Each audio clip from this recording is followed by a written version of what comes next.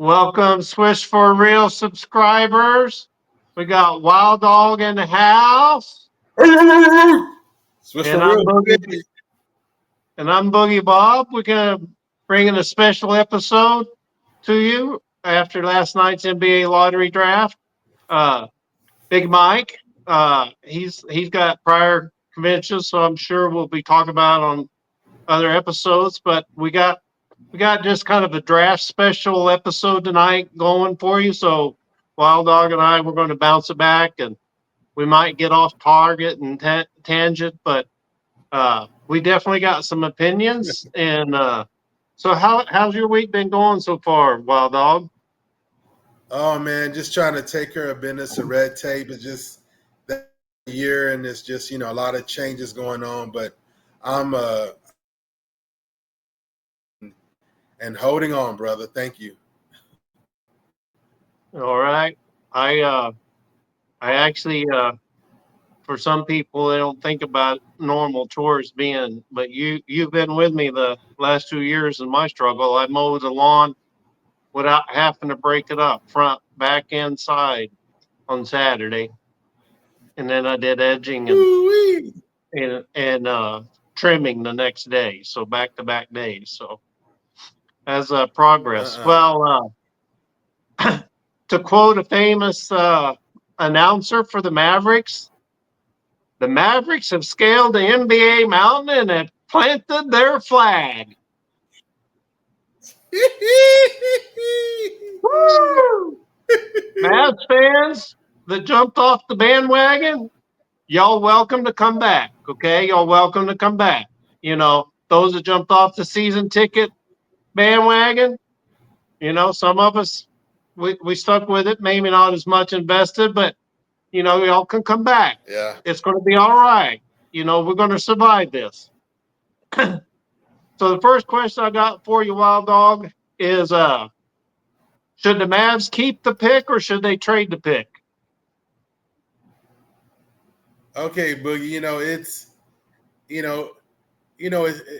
it's temptation, brother.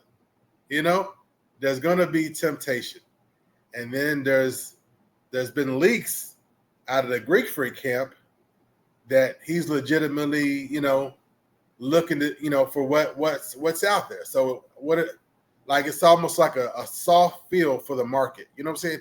He hasn't like come out officially, right? But his camp is like putting out fingers out there to see what the soft market looks like. So I'm like, wow. Then of course we always know KD is game, so it's tempting because the philosophy that we've been pitched to is defense wins championships, and we're looking to win now. Nico's contract is got 3-year window left or whatever in it. So, so if you're looking to actually win now, then you'd be looking for someone who's actually been there, done that, and still and performing at a high level can still provide you with a lot of good performance and can get you over the hump, in the playoffs. Not so much leaning heavy on them in the regular season, but definitely leaning heavy on them in the playoffs and getting over the hump and winning a chip. So the temptation is out there. There's So champions. if, We talk if you were GM of the Mavericks, would you two keep the finals pick? MVP. I would, under the circumstances and what's been and the overwhelming response of Mavs Nation to winning the first pick, and then literally already kind of claiming Cooper Flag.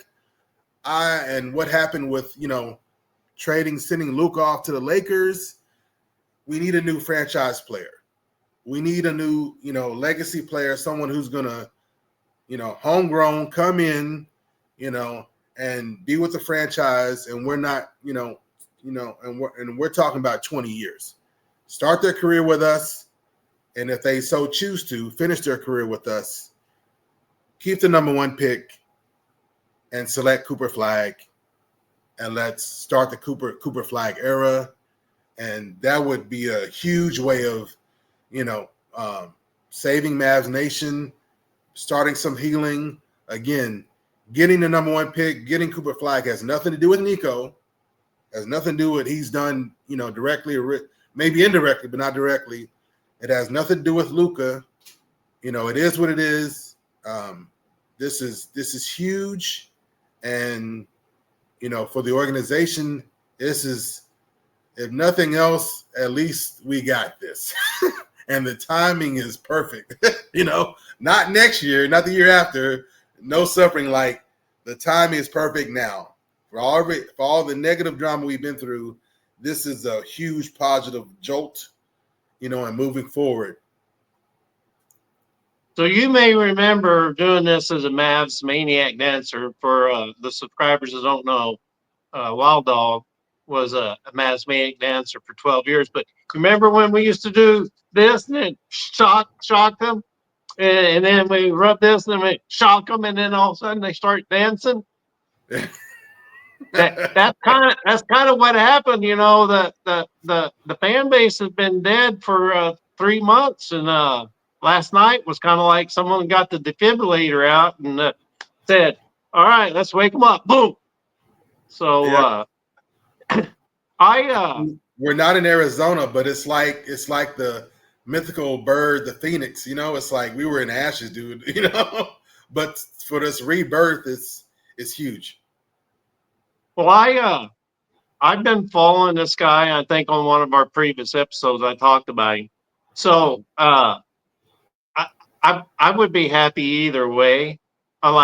It's going to be really hard to mess it up, but I'm kind of leaning toward trading the pick because San Antonio has the number 2 pick, and Yes. there's a point guard out there named Dylan Harper. 6 foot 6 inch freshman, one and done phenom. He's also the son of Ron Harper, who played, I think he played for the Bulls, didn't he? He played for several teams. Yeah. And so, we already let one son of a former NBA player slip through our hands, and Tyrese Maxey. So I've been on Dylan Harper's bandwagon for a while, and my thinking is the Spurs don't need a point guard. They got De'Aaron Fox and Steven Castle, who just won Rookie of the Year, and they got an older Harrison Barnes. They could use a power forward with Wemby and Fox. Yes. You could hold the Spurs hostage. They've been collecting picks out the wazoo. Boy. I think, if Nico's a very good negotiator, you could come away with the number 2 pick, the number 14 pick, which is also a lottery pick, two future first round picks, and probably a couple 1 or 2 pick swaps. So since there's no salary being exchanged, you don't have to worry about being under the apron or not. And then you get your point guard, because if the Mavs draft Cooper Flag, then you've got to do something with PJ Washington. You either got to trade Glassman, or you got to trade PJ, because you're not going to draft somebody number 1 and set them on the bench. That just ain't happening. So Dallas fans, he's local like PJ, but if they decide to trade the pick, don't get a bag of chips. Don't even just get you a steak dinner. Get you the whole smorgasbord, the whole restaurant, and then some. Yeah. You need to come back and eat and come back and eat some more. And just a kind of a little symmetry. If they traded down to 2 and took Dylan Harper, you got Derek Harper, initials DH.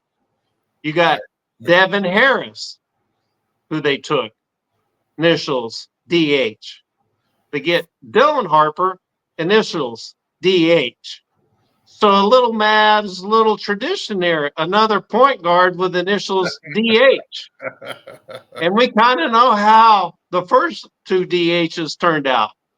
So, if you go back to the Luka draft, and we're not talking about Luka, but I will mention this. The first 2 picks were big man. Yeah. And Ayton and Bagley, they didn't turn out to be so good. So, uh, that's my thinking is if you're going to trade the pick, man, load up the truck. Just load up the truck.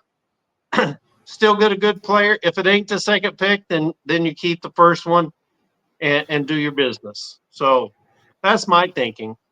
Uh, I hear you. I hear you, Boogie. But it's like, yeah, with Kyrie out, yeah, we need point guard play now, right? Going into this upcoming season, right? And you know me, I'm a big believer. My motto is pedigree matters, right?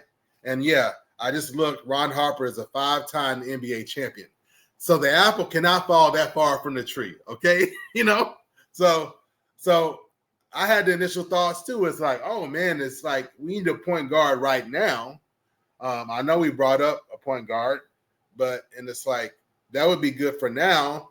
Then we could almost even maximize, like you said, second and 14, and maybe some future negotiations, right?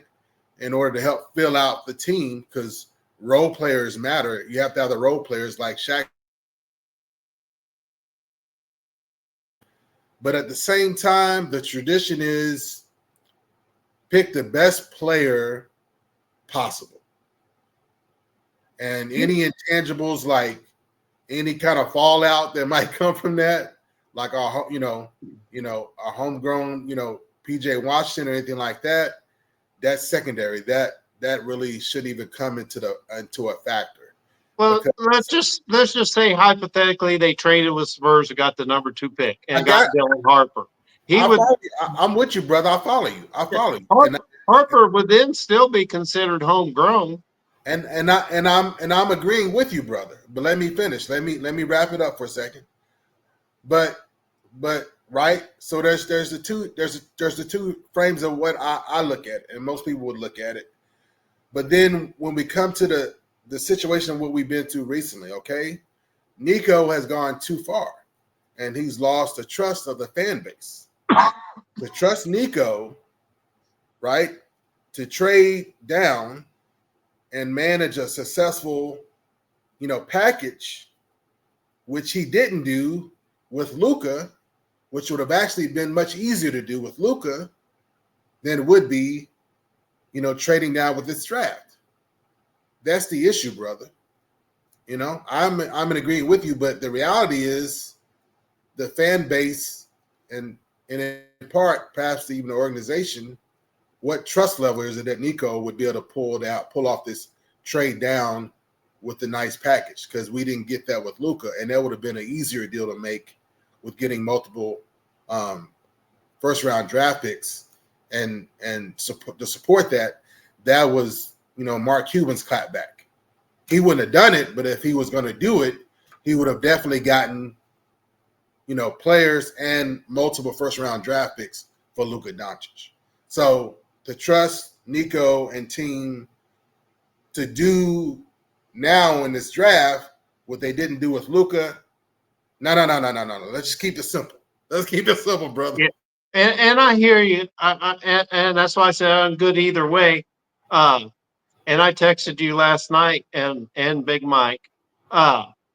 Less than an hour. I think it was 30 minutes after the draft, the NBA lottery draft. Mavericks sent emails to the season ticket holders, said, "Get your season tickets now." So, they they they fumbled the ball more than once. They were on the goal line, not once, not twice, 3 times, 4 times they fumbled the ball. And they they kind of dug their own grave by just not staying quiet. But I hear you. They fumble this one, and the Mavs fan base, the Mavs fan base wants something to cheer for. And Yes. so, if flag is it, but all that aside, say San Antonio had won the first pick and the Mavs had got the second. Yeah. Put on your Greg Popovich hat for a minute. As a former basketball player in high school, middle school, Who would you rather have, Cooper Flag or Dylan Harper? From a pure basketball standpoint, we're not talking about the Mavericks. Well, here's the thing. Like, there's been the movement. I really don't know how long it's going to last on positionless basketball. And I'm a big fan of it because that's the origins of the game. So from that standpoint of it, I believe Cooper Flag is capable of positionless basketball. And really, a lot of people already consider him a point forward. And I love that.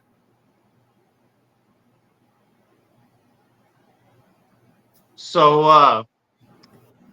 I talked about trade possibilities.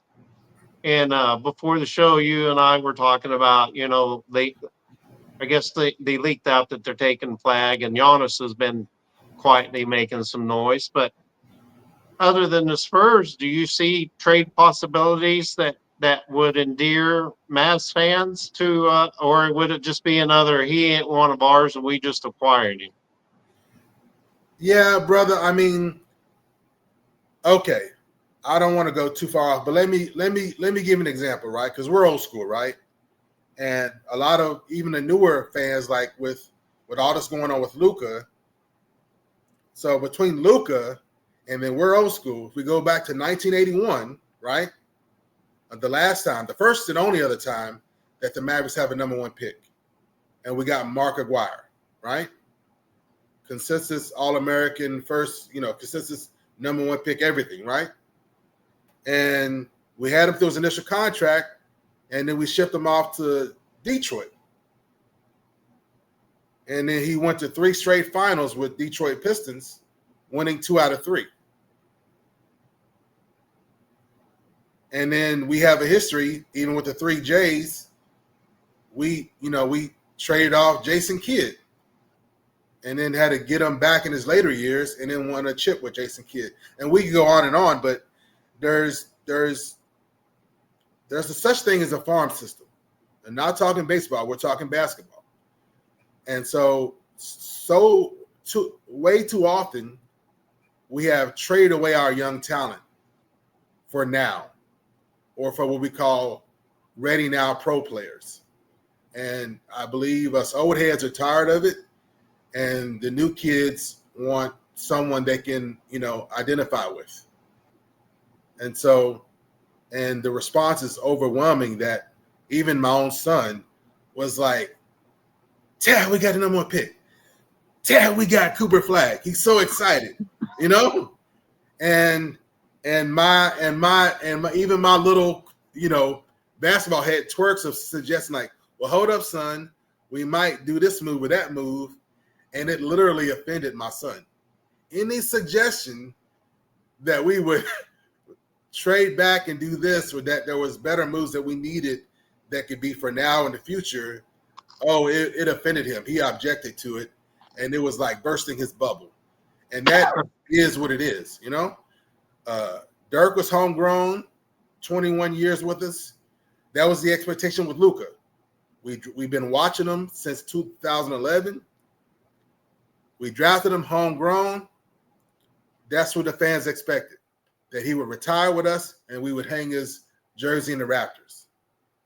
So this is what Mavs Nation is looking forward to, bringing in a consistent, college player of the year, consistent number one draft pick, right?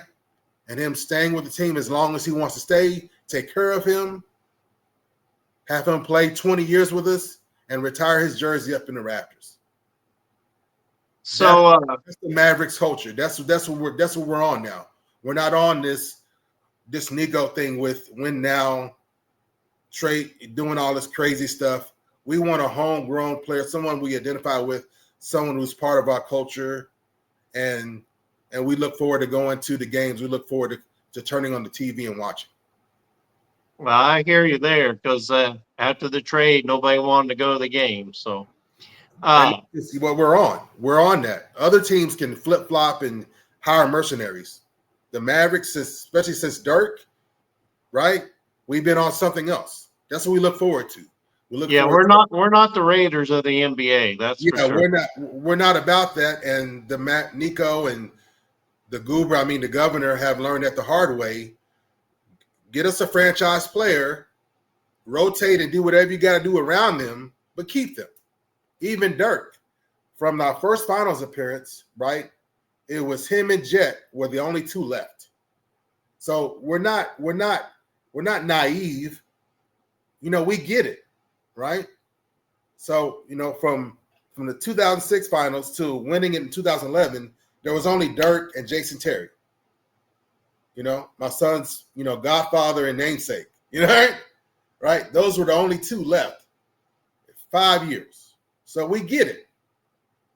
But no doubt, we're looking forward to Cooper Flagg being our new franchise player and building and rotating around him. And win or lose the finals, that's our guy. That's who we want to. That's who the young folks, the new generation, the people willing to spend their money. That's what they're looking forward to seeing and riding with, ride or die with Cooper Flagg. That's where we're at, bro. So let me ask you this question.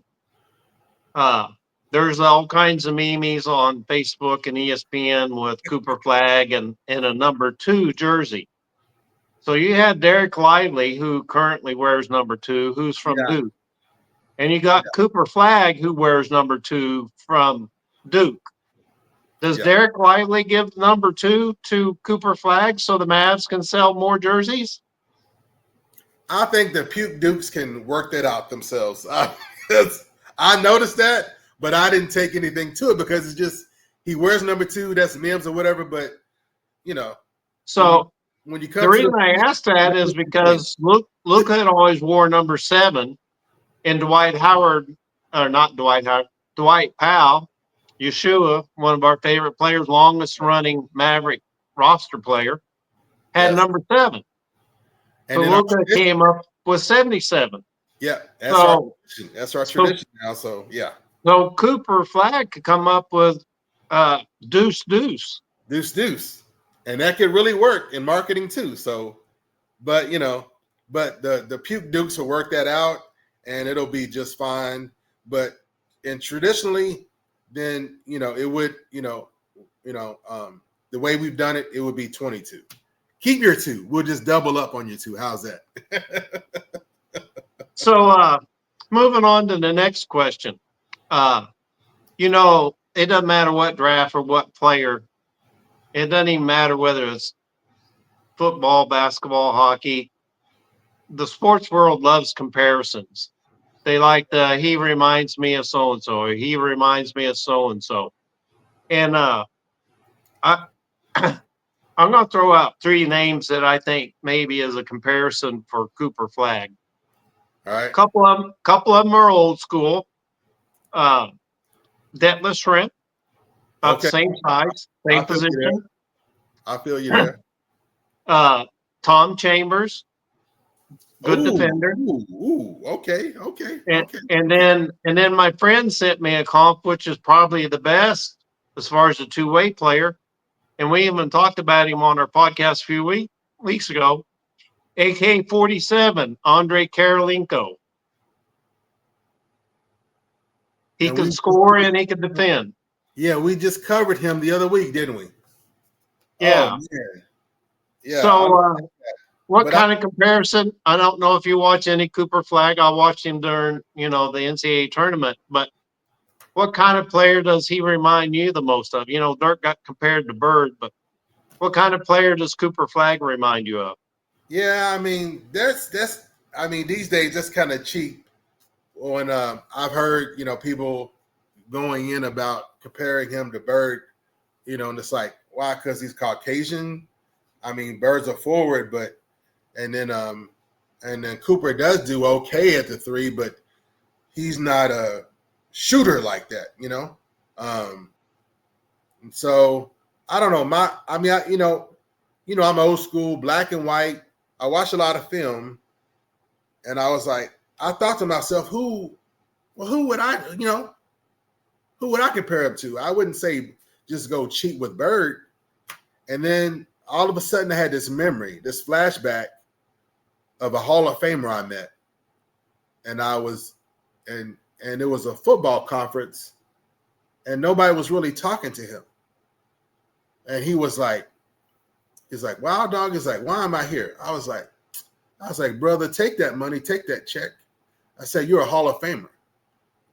After that, you don't belong to any particular sport. You belong to everyone in all the sports. And the only thing is, they not really having a clue of who you are. And after we're done talking, I'll take care of that. And it was the Celtic. Of course, we're in Dallas, but it was the Celtic, Boston Celtic, John Havlicek. So right off the cuff, and with my memory, and thinking about Cooper Flagg's game, that's who I thought about. The Hondo Havlicek. Hondo Havlicek. So there's a modern day player. I know their games are not similar, but could he have the same impact that Kawhi Leonard had when Kawhi was healthy? The claw. Ooh, that's a nice comparison. That I can see that. But then, it's strange because we talked about how, often where players land can have an effect on the trajectory of their career. And taking nothing away from the claw because he went on to Toronto to win a chip, but he clearly benefited from an amazing organization and being surrounded by Hall of Famers and a Hall of Fame coach and Hall of Fame executive. And with the Mavericks, man, most of my friends are gone. Most of my colleagues are gone. And of course, I'm still connected, but I'm concerned. I am.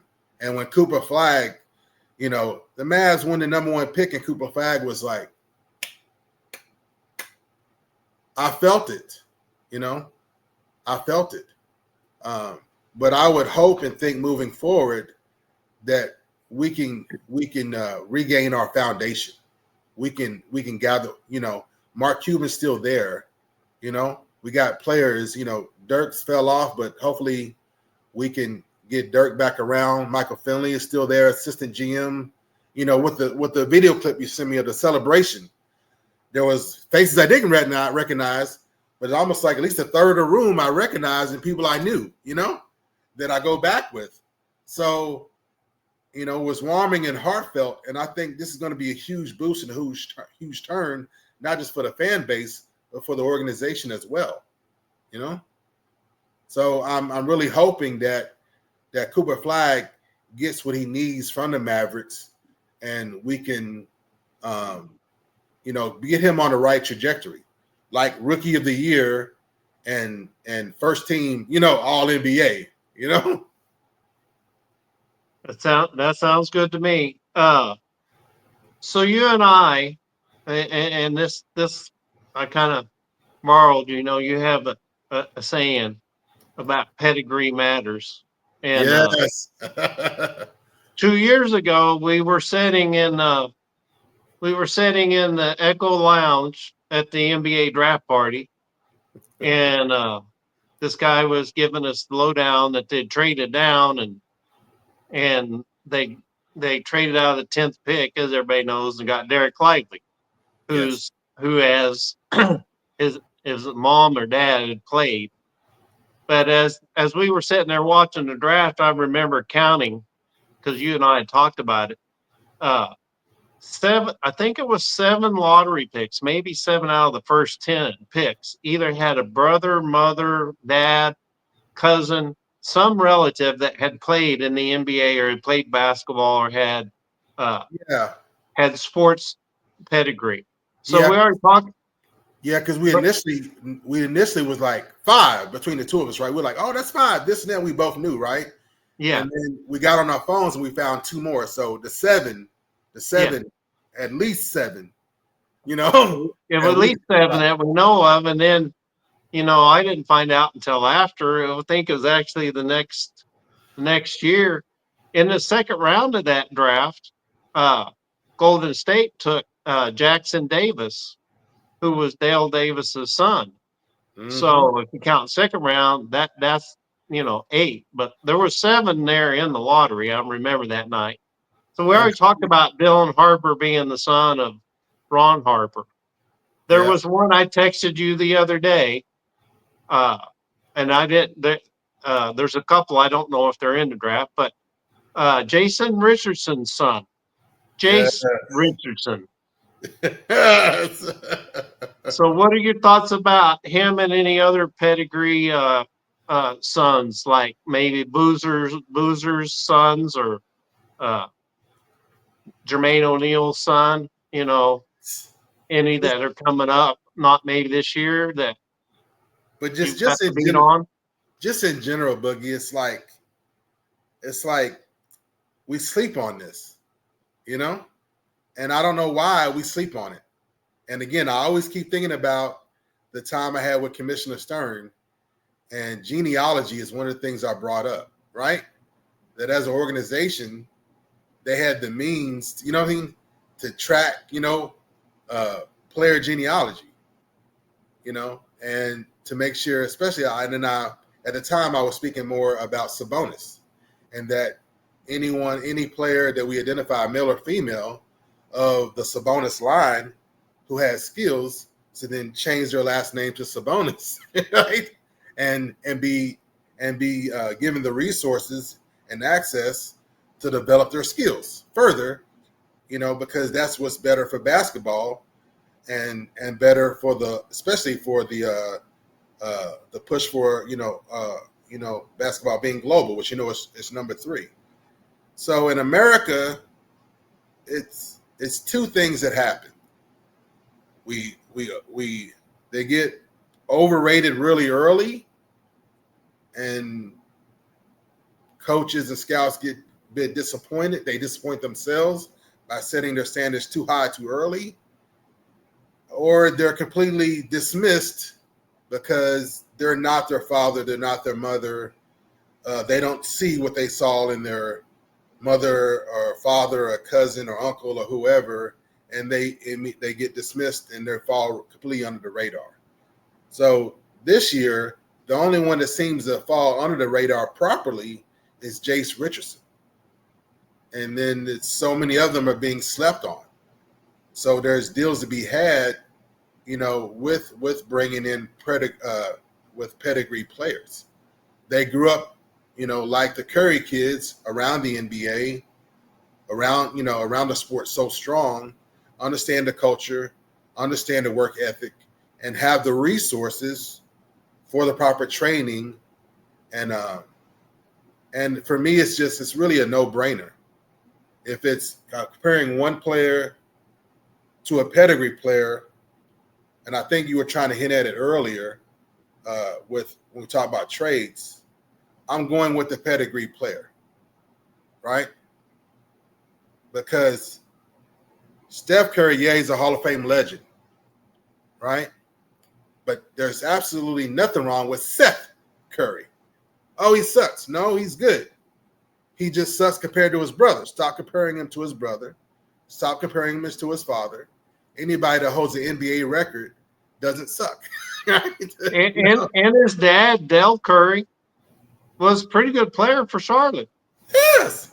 So when it comes down to it, brother, more and more we're going to have pedigree players, whether the farm system realizes it or not.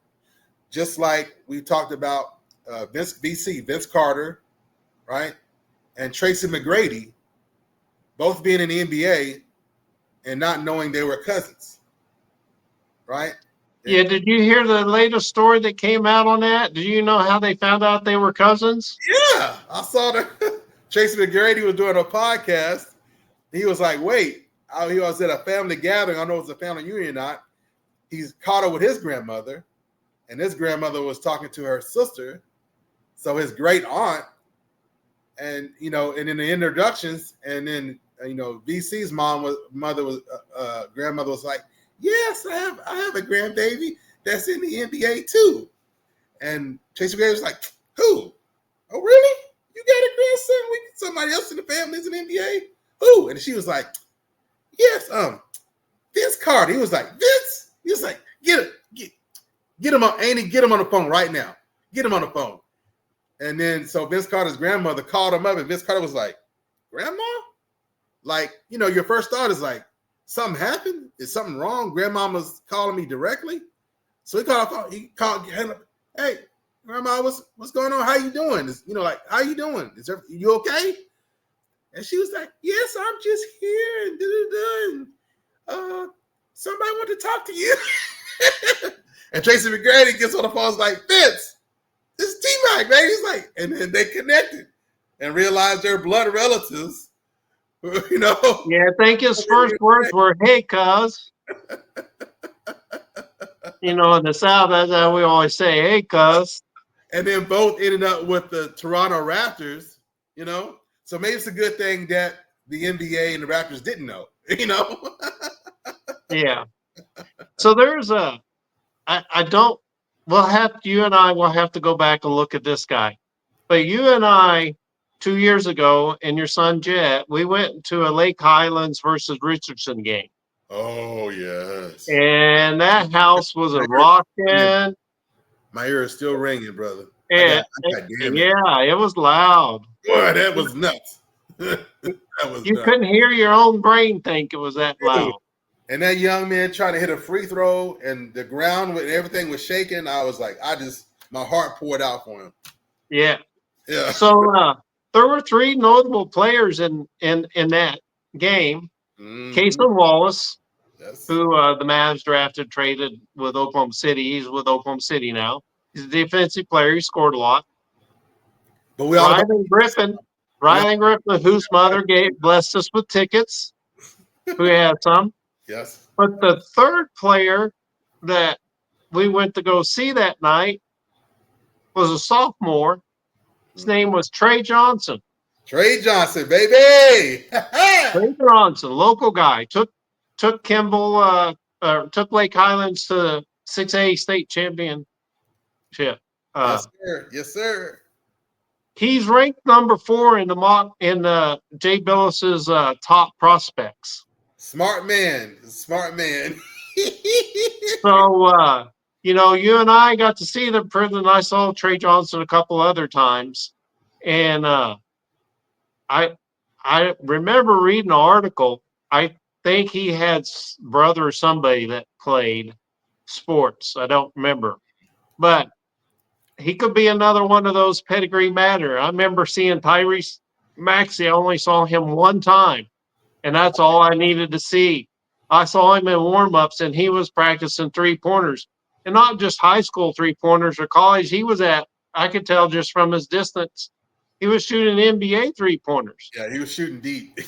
And then when the game started, I'm like, whoa, Byron, who coached with me, he's like, oh, he can play defense too. Yes, sir. Yes, sir. So definitely, as you always say, pedigree matters. Yeah, and when you get highlighted in the Dallas Morning News, that's legit. I mean, so basketball, sports period, run deep in Dallas-Fort Worth area. So when we don't just hype players up, if we're talking about someone, just trust us that they're legit. So Paul Miranda, hopefully you're listening to this. Come back on our podcast. It's a joy to have you. I'm sure some of these players and their fathers and their mothers. You talked about that. So, Paul, give us a call. Let us know whose son is in this NBA draft. So moving on. So as I said at the beginning of the show, the Mavs have scaled the mountain and planted their flag. What does that mean for PJ Washington? Is PJ now a trade chip for a point guard, or do they keep PJ? What is PJ Washington's role now? I mean, I don't want to jump to anything, but we know about players in contract years. So I know PJ is gonna have his little ups and downs, and people, like, come on, PJ, and then it's almost So someone who might be considered an almost, but going into a contract year, I'm really looking forward to it. You know, so we want to focus on defense. We want to kind of have some length. I really think there's room, and not necessarily a PJ trade. Okay, where I'm going to go with it is something we've talked about and I brought up before, is 6 Man of the Year, Klay Thompson. That would be my take on it. It wouldn't be trading PJ in a contract year when it's almost is going to be a showing out, because that's what we usually see from players, something extra. Their family, their camp, or whatever, clears the way, and there's that extra something. Right? So I think there's room, and what really should happen is 6 Man of the Year, Klay Thompson, and that's my story, and I'm sticking with it. We all love standing on business. Yes. But there is one team. There is one team that's got a plethora of first-round picks. And they would love to have him on his team because he kills them every time he plays against them. Yeah, well. And I'm like, if you're the GM and Sam Presti goes, hey, Randy, I'll give you 2 first-round picks and a pick swap and a player for PJ. We'll give you Lou Dort for PJ, and we'll give you 2 first-round picks. Hey, I mean, he's a thunder killer. Hey, how do you turn that down? Sam Presti is the executive of the year for so many good reasons. And I might reject every other call, but I would have to take that call. Whether something would actually happen, but if it's me, that would probably be the one and probably the only call that I would take is from Sam Presti and entertain that. That's just being real about that.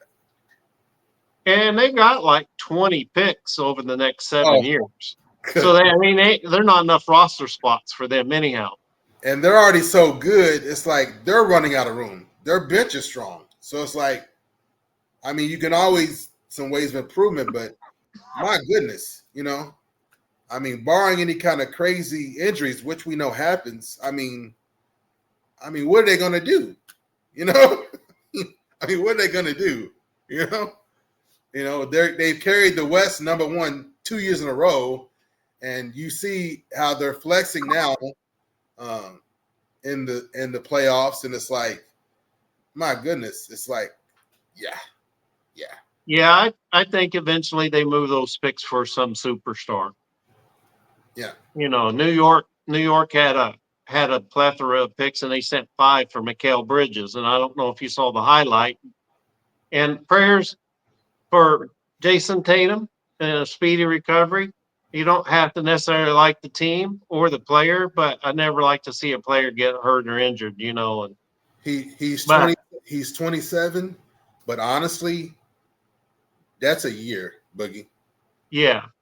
Kevin Durant's one of the few we talked about a few weeks ago.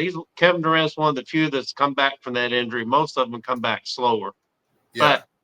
But before he got injured, the previous game, Mikal Bridges, that Knicks gave 5 draft picks, came over and blocked Tatum's last-second attempt shot to win the game for him. Yeah. And he was on that Phoenix team that went to the finals. They were up 2-0 and then lost in the finals. Hey, you get that far, you ain't scared anymore. You've been all the way there, win or lose. The experience and then the confidence. We don't talk enough about the confidence it gives a player to play all the way to play in the June. So if Oklahoma City was going, they could target any player. They got enough picks; they could target any player they wanted. But PJ, he didn't play all that great in the finals, but he's been there. Yeah, and then and nobody on that team has been there. Yeah, to the finals. And then Boogie, but Boogie, I just have this thing though. I mean, I just have this thing though, but certain level of player, you're gonna have to go. You're gonna have to go all the way to the other side. A certain level of player, you're gonna like. If I'm in the West, the Mavericks are in the West. Certain level of player, you're gonna have to go to the East Coast. I don't care what I kind of hear you. deal. I mean, and it came from Charlotte, wasn't it Charlotte? Yeah, So it came from the East Coast. I would Yeah. have to. And Charlotte was smart, but Yeah. I would be like PJ Washington. You're not gonna burn me. I'm sending you to the East Yeah. Coast. Yeah, like we gave but away would you times, but so it if Daryl Morey calls you with the Sixers and dangles the third pick for in front of you?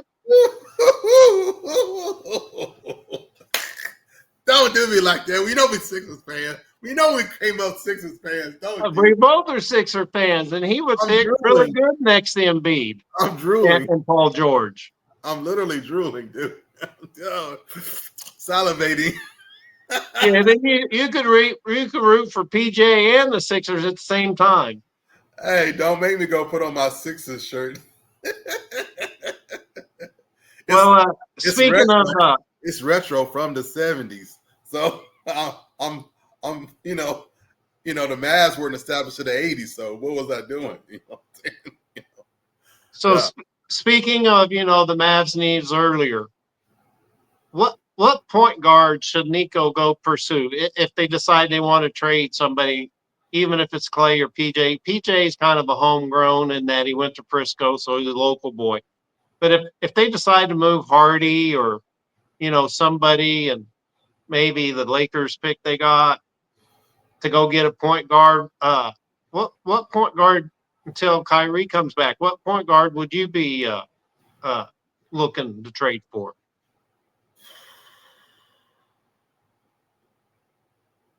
Brother, I really don't know because no one's when I try to look at it, I mean, Would you trade for De'Aaron Fox?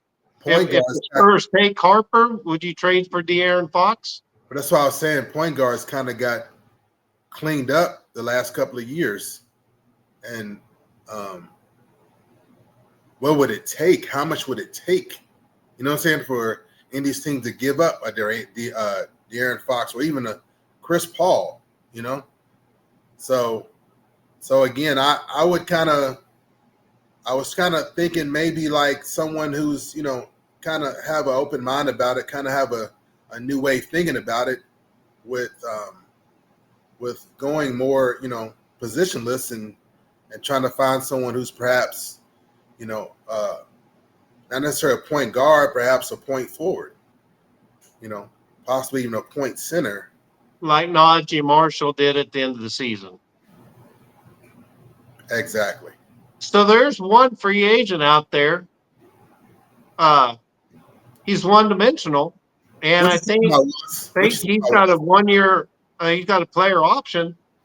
He's still playing right now, but would you take a Russell Westbrook 4 year?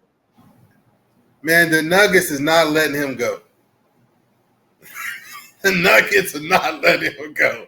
Well, if the Nuggets sign Luka to pair with Joker and Jamal Murray, then Westbrook's a luxury. And I think they would keep that luxury to get back to the show. You got to pay for that.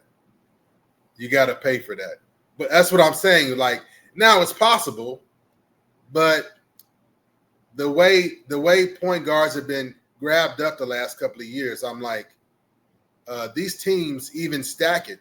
They're stacking starters and they're stacking strong on the bench. And I'm like, so if you got someone who's a true point, when we talk about ball handler and even more importantly, facilitator, teams are snatching them up and being greedy about it, But would I want a Russell Westbrook? I'm a fan, no doubt. The Black Mamba he defends. He plays defense. The Black Mamba was a fan and even went to go see Westbrook when he was in high school. So I don't know what people are tripping about. Maybe they just need to be reminded of things like that, Yeah, so for those that are subscribers, last week I wasn't on the podcast, but uh, Law Dog talked about this set link last week about distributor facilitators and ball handlers. So Spencer Dinwiddie is kind of a pseudo point guard, and Hardy, he's more of a shooting guard, and so is Hardy. Yeah. Uh, See. Brandon Williams got speed, but he's a role player off the bench. So, Yeah. but I could see them moving maybe one or two of their players, somebody who's outplayed their contract to Mm. bring in, because ACL injury used to be a 2-year injury. I think we talk about Ron Harper. I think he was one of the first guys to come back in a year. I think if I remember right, he had an ACL injury. So I was players come back a year or less. Dominic Wilkins. Dominic Wilkins. Dominic He Wilkins. went So one year, but he came back. you're looking at March. If it's a full year, you're looking at March. If he comes back sooner, you're maybe looking at January. So you're going to be halfway into the season Yeah. without a true point guard. So Because Boogie, there's one thing. Okay, people, let's not get confused. There's the medical recovery. Right? And then there's being basketball ready. And then there's being court ready. You understand? Because when you got that kind of lower injury, you're off your feet. Rowing is not going to get it. Swimming is only going to get, your conditioning or whatever so far. But that kind of injury, you're off your feet. If you had some kind of upper injury, even when you had to wear a mask, the rest of you is still, basketball ready, And that's his third injury. They're different injuries, but that's his third injury to that same leg. Woo. But again, they were talking about they were like, well, at least it won't affect his jumping ability because that's not the leg that he jumps from. But the thing is, that's the leg that takes the pounding when he goes to land. It's not the going up, it's the coming down that gets coming down. Thank you, Boogie. It's the coming down. I'm like, you pro players and apply. I'm like, come on. I'm like, you're right, but let's give the whole full picture of it. You leap, but we know his alternate leg, that's the leg that's taking the majority of the pounding every time he lands or every time he makes a hard shift on defensive contact. That's where he's anchoring off of. So then he can have his speed and move, his quickness, his first step with his left. It is what it is. Yeah, I actually have no ACL on my left leg. I blew it out when I was in my 20s, but it took till I was in my 40s before a doctor would actually tell me. And you can strengthen out the muscles around there, but for people that don't know what happens if these are two knee joints, ACL is what holds it together when there's sideways motion or there's quick, fast forward. Yeah. So when you go to stop it, your knee will buckle. Or if you try to move too quick left or right, your knee won't stay up. It won't stay. It'll pop in and out of joint. It hurts. I mean, and you could still walk, but even if he medically recovers, he's got it mentally, and like you may not see him going driving to the rim near as much initially. So, and Boogie, I'm not trying to be gross, but I am about wellness and stuff. That's like my life right now, right? So on this Achilles repair, not to be gross, but it's not like growing ears on a pig. That's not how it happens. They take a Achilles from a cadaver. Yeah, but he tore his ACL. It was Tatum that tore his Achilles. So it was his ACL that he tore. And that's right. They take a cadaver, they take a ligament from somewhere else, they take a cadaver's ligament. A lot of time they're taking parts from dead bodies. So you got that whole, is it going to be rejected thing? There's a risk there, but they've gotten so good at it and so very well at it. So and with the treatment and everything, but still, you're talking about 9 months just for like the medical recovery. Yeah. and then you get on your feet, and then you're trying to back to basketball ready, and it affects your conditioning and getting basketball ready, and then you got to get on court ready, and that just doesn't happen overnight. And if you're really gifted like Tatum, okay, then maybe 2 or 3 months, you know. But then if it's going into the playoffs, then playoffs is a whole nother level of ball. Are you going to be playoff ready? And then people are like, what are you talking about? Makes sense. It does. Being basketball ready, being on the court ready, right? Where you're, basketball ready, where you're practicing with the team, you're going, you're going through all the motions, but being on court ready, can you actually play and be effective in a game? And then the way the playoffs happen, and we see it be physical, we see it change, is a whole nother level of the game. So you just can't go through all that. And it's the playoffs to be like, okay, I'm ready now. No, you're not. So, one name just came to mind, and I know Big Mike loves this player, and he's had injury history.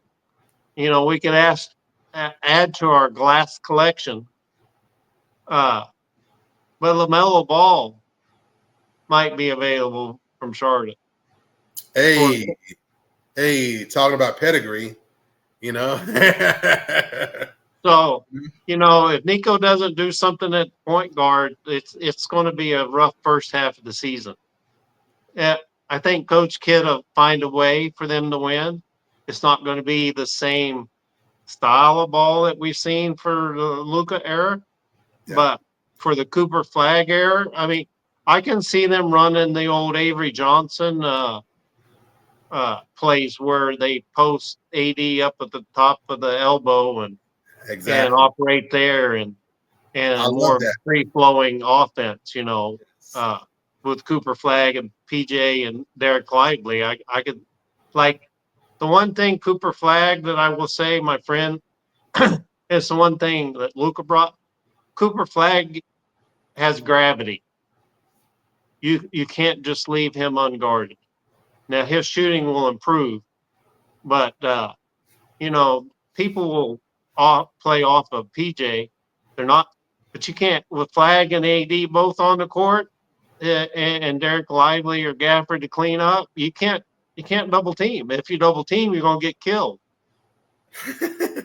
It'll definitely be some interesting switches, and I would be all about it, brother. I really would. But I really would like to see. We got ball handlers, right? And I really would like to see Cooper Flag encouraged and developed as a facilitator.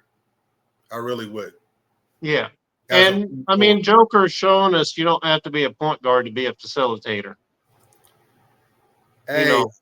When you can shoot from the top of the key, you don't even have to shoot from 3-point range, but when you can shoot from the top of the key and you make passes, if you go on ESPN and watch the highlight reel, Cooper Flag, there's one thing that really stuck out.